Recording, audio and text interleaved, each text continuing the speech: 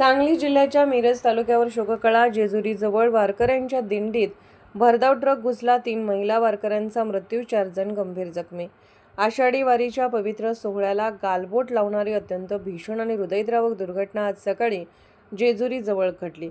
Jejuri police ठाण्याच्या हद्दीतील Belsar toll नाक्याजवळ सकाळी 8:30 वाजण्याच्या सुमारास भरधाव ट्रकने वारकऱ्यांच्या पायी दिंडीला पाठीमागून जोरदार धडक दिली. या भीषण अपघातात सांगली जिल्ह्यातील मिरज तालुक्यातील 3 महिला वारकऱ्यांचा जागीच मृत्यू झाला, तर 5 वारकरी गंभीर जखमी झाले आहेत. प्राथमिक माहितीनुसार सांगली जिल्ह्यातील मिरज तालुक्यातील कसबे डिग्रजमधून वारकऱ्यांची दिंडी भजनाच्या गजरात पंढरपूरच्या दिशेने पायी निघाली होती.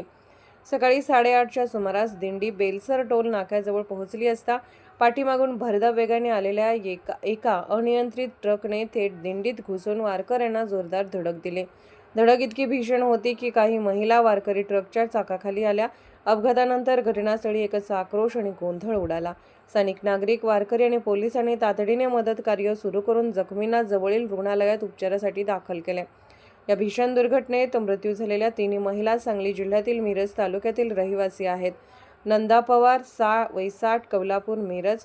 माधवी राजाराम सलगरे वय 55, राहणार मालगाव मिरज. राजश्री शंकर भोसले वय 55, राहणार कसबे डिग्रज तालुका मिरज.